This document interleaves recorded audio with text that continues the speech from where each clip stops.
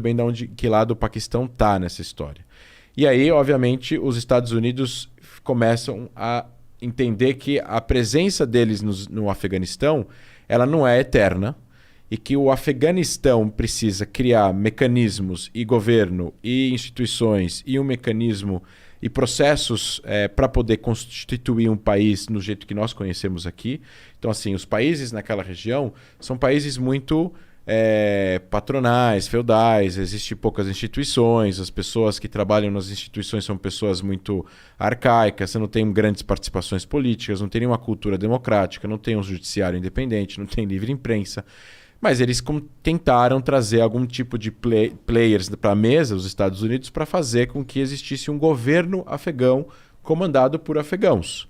E foi isso que aconteceu. Houve eleições, uma pessoa foi eleita, existia um parlamento, existia uma bolsa de valores que negociava alguma coisa que o Afeganistão produz, seja minério, etc. e tal. E esse governo precisava constituir uma força militar para poder proteger a soberania do país, uma vez que os Estados Unidos um dia iriam começar a retirar essas tropas gradualmente do Afeganistão até um dia que eles fossem embora.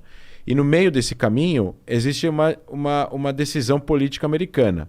Essa decisão a gente quer continuar no território, né? Os Estados Unidos vão querer continuar no território porque eles vão somente combater o terrorismo e fazer contra-insurgência dentro do Afeganistão e fora do Afeganistão, desses grupos, ou eles estão lá para fazer nation building, o que a gente chama de construção de nação, construção de Estado, ficar 50 anos, 70 anos para ajudar o país a se constituir. Desenvolver o país. Então, como não havia muita cultura nacional no Afeganistão, e quando eu falo união nacional, a gente está falando de cultura nacional, identidade nacional, as pessoas se importarem umas com as outras, mesmo que elas não se conhecem, porque elas falam a mesma língua, ou porque elas são da mesma religião, ou porque elas são todas afegãs. Essa identificação com a bandeira, que é o que nós sentimos quando o Brasil joga a Copa do Mundo contra a Argentina, que é essa coisa forte, eles têm menos. Talvez eles tenham, quando joga o Afeganistão, eventualmente jogando a Copa do Mundo. Mas isso é uma coisa muito escassa. Eles identificam mais com a tribo. Exato. E aí, quando você tem uma dificuldade nacional, quando a união ela é fraca e você tem um grupo muito forte que é muito influente, domina muito as ideias das pessoas e até mesmo por coesão ou por ameaça, acaba conquistando território, assim, o Talibã nunca foi destruído. Então aí as pessoas perguntam, mas esses 20 anos que os Estados Unidos ficaram lá, eles não tiveram a oportunidade de destruir o Talibã? O Talibã estava escondido nas montanhas do Afeganistão, nas cavernas dessas montanhas, nas vilarejos inacessíveis do Afeganistão, que você tem como chegar apenas com um guia e com um 4x4 e olhe lá, às vezes a pé. Porque é 80% montanhoso. Não tem infraestrutura, não tem estrada, etc. e tal. Então, mesmo que os Estados Unidos quisessem, eles teriam que investir em infraestrutura, levar pessoas de helicóptero, soldados a pé. Iam morrer milhares de pessoas para eles simplesmente colocarem como objetivo destruir o Talibã. Eles teriam que ocupar o país inteiro. Assim, propriamente dito. Quando existem forças militares em outro país, eles não estão ocupando todas as fronteiras, ou todos os postos de controle, ou todas as bases militares. Eles estão dentro da capital, eles estão conversando com o serviço secreto do país, eles estão conversando com o exército, mas existe lá uma força X de pessoas. Existe um cálculo que tenta entender quantas pessoas tem? De quantas pessoas a gente está falando que estavam escondidas ou qualquer coisa assim? 60 mil. 60 mil combatentes armados. Que estavam escondidos. Não, a força talibã é em torno de 60 mil. São 60 mil combatentes, é bastante gente. São pessoas que estão dispostas a morrer na luta, que é bem diferente de uma guerra assimétrica onde o outro lado não está disposto a morrer. Isso é algo que torna o Talibã uma força relevante no Afeganistão. E aí vai de interesses dos Estados Unidos de continuar lá lutando uma guerra contra o Afeganistão. Então, em 2020... Só mais uma pergunta. Qual é a voz principal hoje? Quem é que dá a ordem hoje? O líder do Talibã, que chama Gadi, alguma coisa assim. Existem alguns líderes do Talibã, existem líderes espirituais, mas é o principal, que hoje em dia que é o secretário-geral do Talibã, que eu acho que é Abu Gadi, uma coisa assim. Tá.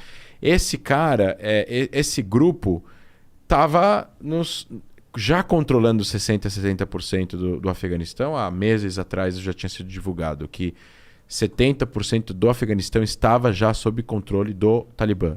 E aí, os Estados Unidos, a partir de março, abril do ano passado, ainda com Trump, eles decidem fazer um acordo com o Talibã. Eles falam assim, olha, a gente vai sair do Afeganistão e, em troca, vocês vão se comprometer que vocês não vão abrigar nenhum grupo terrorista no país e que esse grupo não vai poder... E, obviamente, vocês não vão planejar nenhum ataque contra os Estados Unidos e nem interesses dos Estados Unidos na região. E o Talibã fala, tá bom, a gente concorda com esse acordo, eles assinam um acordo secreto, mediado pelo serviço secreto, e os Estados Unidos começam a planejar essa saída do Afeganistão.